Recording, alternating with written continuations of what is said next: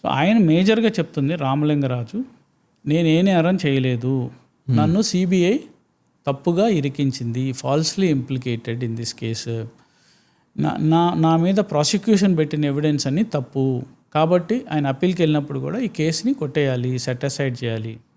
ఇది రామలింగరాజు గారి version, final version. నేను ఏ తప్పు చేయలేదు అని ఆయన వెర్షను.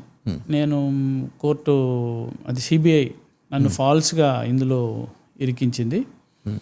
నేను ఇంకా ఆయన లాయర్లు చెప్పింది ఏంటంటే ఇతను రాయలేదు ఆ లెటరు, ఇది ఓన్లీ రిజిగ్నేషన్ లెటరు అని కూడా అని చెప్పారు. ఇది only he says I'm innocent, he didn't plead guilty. Okay.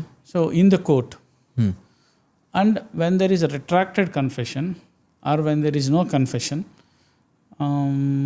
then agencies ఇండిపెండెంట్గా ప్రూవ్ చేయాలి.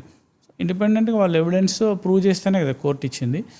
బట్ అల్టిమేట్లీ ఈ స్టిల్ టుడే ఈవెన్ ఆయన ఆర్గ్యుమెంట్ ఏంటంటే నేను ఏ స్కాము చేయలేదు, ఆ బుక్ రికార్డ్స్ అకౌంట్స్ నేను మెయింటైన్ చేయను, నేను క్లీను, వాట్ ఎవర్ ఇన్నసెంట్, నా మీద ఉన్న శిక్ష తీసేయాలి, నన్ను నిర్దోషిగా ప్రకటించాలి అని ఆయన చెప్తున్నాడు.